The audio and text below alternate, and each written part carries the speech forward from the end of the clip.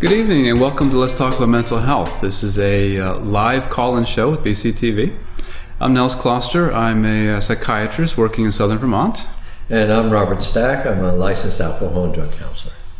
And I want to thank you for tuning in and watching this. And if you have any questions, you can text us or email or give us a call. You know, more than anything, I said last week that one of the things we want to do is just, encourage people to feel it's okay to talk about this and feel more comfortable to ask questions. And I think in this setting, I mean, you can do it, and maybe we can help you in some ways. We're not going to do therapy, we're not going to do scripts or anything, but maybe we could be helpful in some way. So feel free to call in or send us a message. Yeah, and so far this is our third episode, and we've had people call in, and we have a website, so as well people are able to send an email or text questions throughout the week. And maybe we should start off with one of those questions right now. Okay. So this question is, I've been in recovery from opiate addiction 4.5 years, and in this time, I've been prescribed one Suboxone for the opiate dependency and cravings, lamotrigine for mood, also known as Lamictal, and Adderall for ADHD. And this person is writing saying each of these drugs has had a positive benefit or impact, with the Adderall for ADHD being the latest addition, and finding themselves feeling calmer and more clear-headed. And where the question comes in, and what is of concern, is that this person finds himself really looking forward to taking their medications in the morning in a way that's starting to cause some concern. They don't feel it's quite reached the point of being obsessive, and they've been taking them consistently, which as a doctor, we really enjoy that because so few people take their medications consistently. And wondering if this focus or attention or desire for the medications is indicative of any kind of problem. And then at the end here, is this medication reasonable or safe for someone who used to do desperate things to get their hands on other people's pain meds? Well, that's a big question. Yes, that's a big question. I'll let you handle some of the medication compliance and everything. And I'll just remark on the last piece there, and that is that Suboxone is an opiate, and yes, it does help with cravings because it gives you enough opiates to take away any withdrawal. And so, and there's a big debate in the addiction community about whether or not, I know a doctor that I worked with at the retreat used to consider Suboxone a bridge and a platform to build recovery, and that's Dr. Jeffrey Kane, and works at the retreat. And the idea is that it's a good place to be while you get into recovery. And yet, it's starting to look for some people that it's really a maintenance drug. And I think there's still some people not sure how to approach it. I mean, and I think he's right. You look forward to taking that opiate every day. It helps you with your cravings. It's a good medicine for opiate addiction. But, I think you shouldn't kid yourself. It's an opiate. And you're taking it every day. And I think for people who suffer with addiction, and he's got, 2.5, 4 years, I don't know, I'd be careful. But as far as the other meds... Yeah, no, absolutely. And these are medications that are powerful and they're helpful. And this, too, is probably part of the reason why we find that they have a street value, they have pleasurable effects on a person, on their brain. And a lot of times people have this, you probably heard of why would you take a drug for a drug? The idea that you're being prescribed the drug or the medication that you actually got in trouble with. And in a way, you almost have to be prescribed a drug for a drug in order to satisfy that sort of system in the brain. And in the case of Suboxone, the opiate receptors. And I think the key here is, again, we wouldn't have this kind of conversation if we were talking about high blood pressure or diabetes and being on a medication to keep the blood pressure numbers under control, or medication to keep your glucose under control. So there's another layer to this based on sort of how we look at addiction in general. And I think that the key piece, I think it's very important that this person is recognizing the fact that there are some feelings coming on here around this. And that could be problematic, because that's maybe harkening back to what got them in trouble originally. But always, I think what a key piece is how is your life going in general? How are your relationships? How is your function? Are you working well? And if those things are all going well, then the medications almost should be a secondary issue. Right, and I don't want to question any doctor's prescribing. I mean, a doctor knows the patient best. They're making this prescription. I'm hoping that everybody's informed that they're all taking these various medications. But I will tell you, because I worked so many years in an inpatient unit and I've worked with opiate addicts, it's like Adderall has a special place for some of them. And if you offer them another drug for ADHD, they go, no, that doesn't work. No, I need Adderall. And I don't want to be judgmental about it. I mean, again, if it's like you said, if it's working and they're doing okay and they're working a program, I don't want to judge that, but I will say I would be really careful. I would take a look at the fact that you're taking a daily opiate. I would also take a look that you're taking Adderall. Daily stimulant, yeah. And it's a stimulant, and maybe you want to think about what is long-term recovery going to look like. I didn't hear him say he's involved with 12-step program, and I didn't hear him say that he was seeing a therapist. Yeah. And I guess I would look at those two things also. Mm-hmm. Absolutely. And obviously, being on the Suboxone, there's the issue of addiction. And while people who are addicted to opiates might not necessarily be addicted to stimulants as well, I think you still have to consider yourself being vulnerable to all the addictions. Mm-hmm. And in that way, I'm often reminded of the expression, if you give a person a fish, they eat for a day. If you teach them how to fish, they eat for a lifetime. And as a doctor, we think medications are fine. They serve a purpose. They help people to either to become more healthy and more productive, or to stop becoming more ill. And so in that way, of course, I encourage medications for how they could help. But I think too that particularly around addiction with Suboxone, there's so many other pieces that need to be a part of this. I don't think anybody with addiction should simply be relying on medication, but there needs to be that therapy component or a 12-step component to a community that recognizes the addiction and other means of keeping that under control and keeping a life being good. But the good news is the question that you're wondering about it, and I think that's really the good news.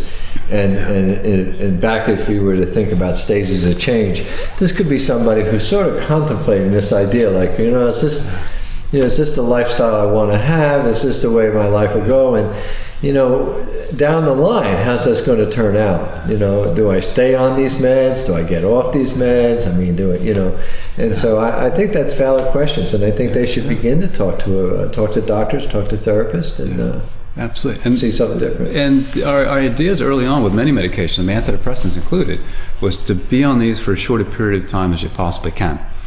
And I think we're starting to come around as we look at trials of the antidepressants and realizing the longer people stay on those medications, the less likely they are to have relapses of their depression. And then looking at opiates, particularly like methadone or Suboxone, a lot of what we have to go by is the research we have from methadone clinics, which shows a really high rate of relapses when people stop taking the medication. Yeah. So it brings us to the idea that maybe with some medications, there are some people who really are looking at a lifetime of this medication. Mm. In which case I would say, look at your life. Are you functioning better? Are your relationships better? And in the big picture, are you healthier for that? All right. Okay, I think we covered that. We covered that. Thank you. Okay. We have one more.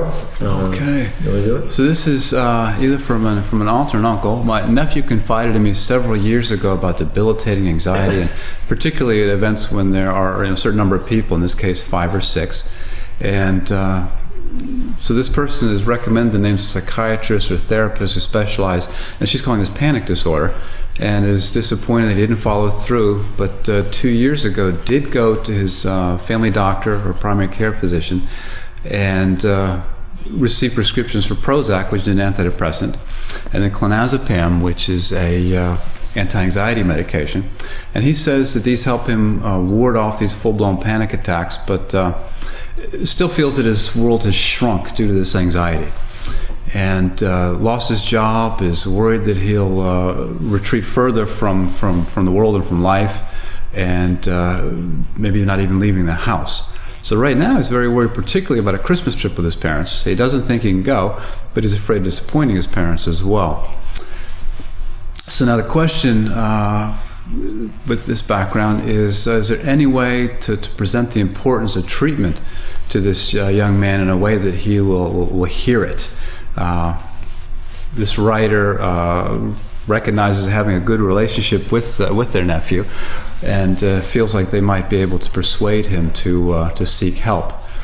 And in addition, this young man's focusing on getting off his medications and wants to pursue a healthy lifestyle, given that he had always been an athlete and taken care of his body. And it's obviously frustrating to watch him suffer from a distance and feeling that he's refusing a treatment that could actually be helpful for him. Wow. That's a bit. Okay. Yeah, well, I mean, again, it's really nice that the uncle is involved. I mean, he's worried about him. He's thinking about him. I'm a couple things I heard him say, but it's not helpful talking to the uncle. I mean, it would be better if we could talk to the individual, to the nephew. But I guess if anything, I guess I would suggest that they try a family meeting. I mean, if the uncle can arrange it so that the parents and him and they can talk about, because it almost sounds like there's a three-way message going on here. He's telling the uncle stuff, but he's not telling the parents stuff. It doesn't sound really great. So I guess the first thing I would sort of suggest in this case is that they get together and talk as a family, and maybe even see a family counselor or a therapist. I mean, some of the best therapists in town are family counselors, therapists. So I guess I would go there. And then the only other thing, and you've heard me talk about this, some people are so afraid of the stigma of mental illness. I mean, they just don't want the label. They know they're sick, they know they need help, they're worried, they're scared. But this idea of going to a clinic, the idea of seeing a psychiatrist, is just worrisome. It's like, if I go see him, it will become official. Like, you know what I mean? It's like, I've got a problem. I'm mentally ill. That's right. I'm mentally ill. God forbid, So I guess I would try and figure out a way to get over that. And last but not least, the thing that's in reading that whole thing is one of the really scary things about fear is the more you give into it, the stronger it gets. Absolutely. And the more you try to avoid situations, the more powerful it becomes. And so, when he talks about being afraid he's not going to leave the house, well, that's very possible if he gets it in his head that he's afraid, and then it will become a fact that he doesn't leave his house. And to imagine how difficult this is, I'm too anxious to leave the house. Hey, leave the house and go get therapy and talk about how anxious you are and how fearful everything makes you. Really, I mean, try to wrap your head around that. This is a very difficult thing to ask somebody to do. Right. Without a doubt. And here he is talking about going away on a trip, like for Christmas with his family, and this the uncle, I don't know what role, but he's sort of worried about this, like, how's this going to go? I'm telling you, I don't know. This is quite some task. He may use his benzodiazepine more than once. Possibly, and that's again another sort of powerful medication. People sell clonazepam on the streets. Nobody sells Prozac on the streets. That's so it kind of gives you an idea of the immediate benefit or effect that comes from these two different medications. Well, the other thing though with benzos is that sometimes you can take them ahead of time in fear that something's going to happen. So just getting in the car, he could probably convince himself to take the second dose or an extra dose, or going into a new surrounding or celebrating Christmas. I mean, before he gets done with it, and he doesn't mention it, but of course, there's a lot of families. There's booze, there's alcohol involved in celebrations and families. Right. And so I think it's I'm no fan of benzodiazepines. I have to tell you, I'm not really. I think they're so dangerous. I think that people become overly dependent on them, and because they're medicine, they don't see it really as like an addiction, a dependency. It's not either. I mean, don't get me wrong, but I think, boy, I tell you, I've worked with people who If you told them you're going to decrease their benzodiazepines, they just go, "Oh no, you can't do that. No, And I mean, talk to anybody that's worked with either one of us about it. When we think about benzodiazepines, right. you're going to get an earful about sort of negative press on them. Right. And even too with one type of treatment around anxiety called cognitive behavioral therapy, which is a treatment that looks at the way your thoughts and your feelings kind of work together to then affect the way that you act, the way you behave. That type of therapy, when you look at the initial research around that, actually seems to be, it's very effective, but seems to be less effective when people are taking medications. In that way that you don't, maybe you just don't dive in, or you don't take, put yourself fully into that sort of work. And they are, one of the problems is they're a very effective medication. So they work, and they work really well, and brings an instant relief that, again, that's a sort of addictive pull to those. And then I would caution what sort of tendency there is for addiction. Yeah. If this is someone who's been drinking heavily, this is a bad choice of medication. Right. If this is somebody who's smoking pot every day, this is a bad choice for medication. Again, wanting to sort of be careful about medications being helpful for you rather than making things even worse. Yeah, and just to answer his question finally, he says, how can I talk to him about it? And an old technique used to be, and you never see it anymore, and I'm not a big fan of intervention for addiction, but sometimes if you had a family meeting, one of the rules of the Johnson method used to be, don't talk about the person, talk about your reactions, how it makes you feel. Don't be critical of the person, just say, here's my concerns. And again, you just for a second, but in the stages of change in motivational interviewing, sometimes if you get ahead of the person and you try to get them to take action before they're ready, they'll offer resistance, and they'll tell you why they can't do it. Right. So I think you want to be careful about that. I mean, people want to, especially when it comes time to go see a doctor or somebody, it's almost like I have to wake up in the morning and say, okay, I'm going to go see a doctor. Right. That's it. My wife can say, Robert, you should go see a doctor. I go, Yeah. But when I wake up, I go, all right, I got to go see somebody. In that way, Robert, you've got a problem. No, I don't. You got. No, I don't. So I think on that level, I mean, he's thinking, what can I say to him to make him do something? I wouldn't really take that approach. I would take more, and maybe enlist the parents too if they've noticed something different. I don't mean to go on about that, but I think it's worth being careful about. Because there's some signals that this gentleman is sort of resisting the idea of going to treatment, going to see a psychiatrist or a therapist, and you can't push that. No. So maybe, like you're saying, kind of develop the idea that he's not functioning as well as he would like to, but you don't want to jeopardize your relationship in this. You've got to stay warm and supportive in this stage here, and then he will eventually come around to want some change here, hopefully. Right, and I think that again, if you can get a family therapist or even pastoral counseling or somebody else in there, maybe a neutral voice, make it feel safer for him. I think that would be a good approach. And again, the family could go to therapy without him in the initial stages. They probably, I don't know. I mean, the uncle seems like it's seems hard the most to know. forceful one in this. Yeah, absolutely. Okay, let's do this.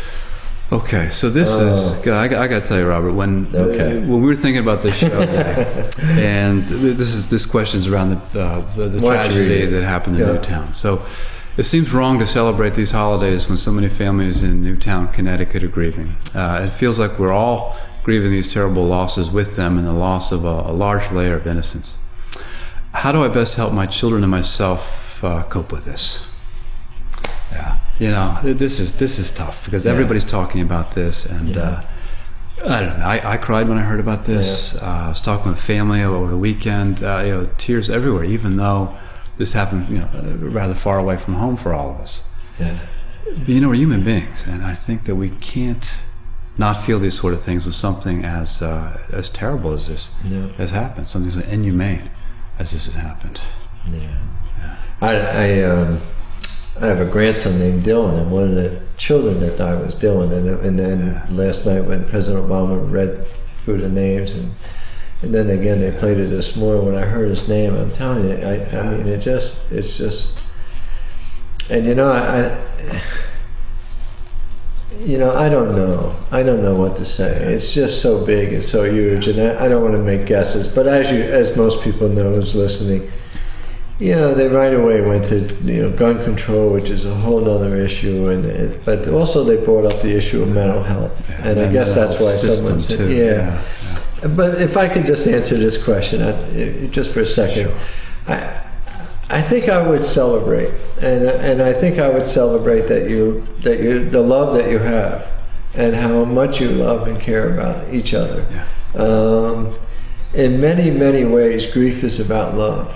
And I think for children, it would be important to do both. I mean, to celebrate, enjoy the holiday, but also to model healthy grieving, right. Whatever that means. I mean, whether it's I know sometimes some parents will to fight their tears in front of their children. You know, I think I saw my father cry once, and the whole time I met him, and it was at a memorial service for veterans. He was a veteran, World War II veteran, and but that's the only time I think, you know what I mean? So I think in a way, I mean, it is right to grieve, but it's also okay to celebrate. And I think, and the other thing would be a little more careful, and you mentioned this, I hope you follow up with it, but not to overdo it. Right. Yeah, and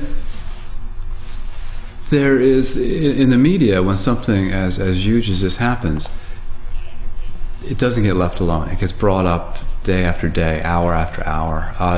On listening to the radio this morning, I had to turn it off eventually because it was just too much mention of this over and over again. Seeing it on TV, we don't need this constant exposure to it. We can be traumatized, actually not by events that we've seen or experienced, maybe even events that we've heard about, but there's also this sense, for example, with like a 9/11, that people have realized that just hearing about this event over and over and over again has sort of traumatizing capacity to it as well. You don't have to keep the TV on. You don't have to keep the radio on. You don't have to let yourself or your children be exposed to this over and over and over again. I was captivated by watching the towers go down. Yeah. I can't tell you how many times I watched it. Yeah. And I would watch it, and I would watch it, I'd watch the plane, and it just, you know, and I used to do a grief group, and we talked about this, and there's a term called vicarious traumatization. Right. I mean, you know, I don't pay too much attention to that, but on some level, I mean, I think especially with children, I think you'd want to be careful about overexposure. I mean, you'd want to talk about it in ways, and I heard a guy say yesterday, you know, with children sometimes they can draw things, they can make up stories, they can do different things, they can seek to be comforted. But again, don't forget, a lot of children are self-centered in some ways, and I would hate for children to get the message that school is not safe. Yeah. School is one of the safest places for children to be. Yeah. I mean, the home and the streets and a lot of other places are kind of dangerous. So I really, I mean, I don't know. I have to be honest. I mean, I'm sort of out of my depth here, but I guess I would worry about over-traumatization. I would model good grief. I would model celebration, and I would celebrate the love that they have for each other. And again, let's acknowledge we're not experts in children by any stretch of the imagination. But we have to realize that the message needs to be tailored in a way that can be understood and appreciated by children. And that's very important. They don't need to be exposed to all the cruelties of the world. It needs to come to them in an edited way. Yeah. And I hope that the two camps don't decide, well, there's the pro-gun and there's anti-gun and there's the pro-mental health. You know, I mean, Jesus, let it go. I mean, maybe this is something that we can sort of talk about. Like, okay, there is a risk factor for mental illness. There's a risk factor around, guns and firearms and access to ammunition. And, let's be sensible about this. I mean, it's not like someone's going to run in and take away every hunter's gun or anything like that. Nor do we want to go to a place where you have forced medications or forced, you know what I mean? It's like, this is America. This is, we have liberties. We have freedoms. And so I think there's always that kind of, I was talking to Andrika Donovan, the director, about this. I mean, there's always this balance between the two. I mean, it's always, you want to have individual freedoms. I mean, it's in the Constitution, it's in the amendment, You know, you could want to make decisions about medications. I mean, it's really tricky. Yeah. I like the fact that Vermont makes it difficult to hospitalize somebody or force them to take meds. I like it right up to the moment when I see somebody in such distress and at such high risk for self-harm or to harm somebody else, and I go, oh my God, can't we just medicate them? I think we had a call in the last couple of weeks ago. So it's like gentleman schizophrenic. You know, on one hand, you can think about the you know, like here's a way of thinking about it, but in reality, when it's right in front of you, and you know, you're like thinking, what can I do to help this person, save this person? So anyway, I think it's really difficult. And while we're left to sort of speculate about what might have happened, I think it's impossible to imagine that there was not a really severe level of mental illness in this this perpetrator here. That this is not the act of a healthy person by any stretch. But I think too we have this tendency to around risk. When you think of how bad this event is, we kind of confuse that with how likely it is to happen. And that's something that we all struggle with, because this is really just too much to wrap our heads around. That any human being could have come to the point of thinking this was something that needed to happen. You know, this has gone by really fast, and I wanted to take a moment before we end it and acknowledge that yesterday I was reading an article in the New York Times, and it was an essay about the holidays, and this person was talking about their family and what it was like, and you know, how it was a difficult time. And you know, I don't know. I guess I would just hope for everybody. I would hope that they could have a happy and sober New Year's and Christmas. Yeah, and maybe that's this. Actually, the show's we're coming to the end, so that might be a nice note at the end here, is to wish people a grateful holiday. Right. And we'll see you next year. Okay, next year. Yeah.